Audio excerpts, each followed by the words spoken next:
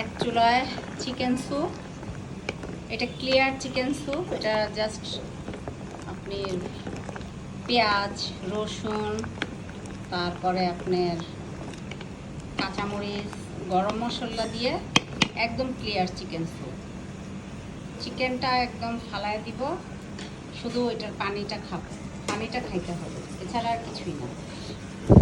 ওকে, এই আর কি।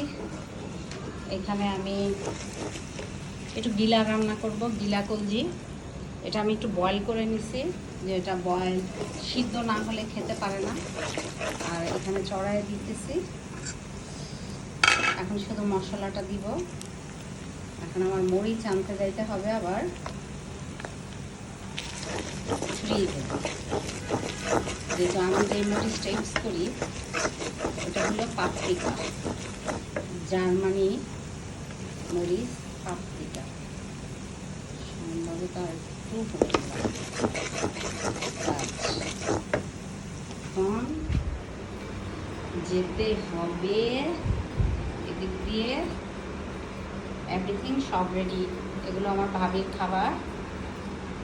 এখনো আছে পাপায়া ভাজি, তারপরে এখনো কি যেন বলে পেয়ারা কাটবো, আম কাটবো।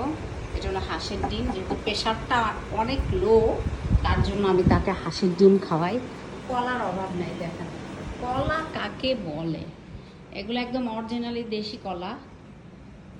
কিন্তু স্কিন কালো হয়ে গেছে, প্রবলেম নাই। স্কিন কালো হলেও ভিতরে খেতে অনেক টেস্ট। আর এই কলাটা আপনি খেতে অনেক টেস্ট। এটা ছিল পাপরিকা। ওকে, দেখেন পাপরিকা, এটা জার্মানি পাপরিকা। এটা খুব ভালো, একটু দিলেই একদম কালারটা চলে আসে। আমি পাকিস্তানি ভাবিরে মাঝে মাঝে গিফট করি 1 প্যাকেট 2 প্যাকেট করে। এই দেখছেন কালার চলে আসছে।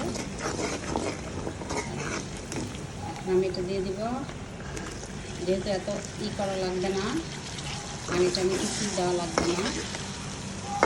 এটা আমি অলরেডি গরম পানি আসতে প্রবলেম নাই, গরম পানি দেওয়া যাবে। এই যে এখন একটু চুলাটা বাড়াবো।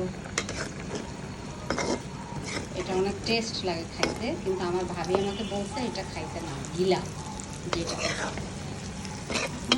চিকেন গিলা বলে না, ওটাকে চিকেন স্টোমাক। দেখছেন এই যে এগুলো নিয়ে সারাদিন ব্যস্ত থাকতে হয়, যেহেতু আমাদের 2 জন মানুষই ছুটিতে আছে। আমার এত কাজ করতে প্রবলেম হয় না, কাজ হলো চোখের দেখা। এদিকে চিকেন স্যুপ অলরেডি হয়ে গেছে, এই আর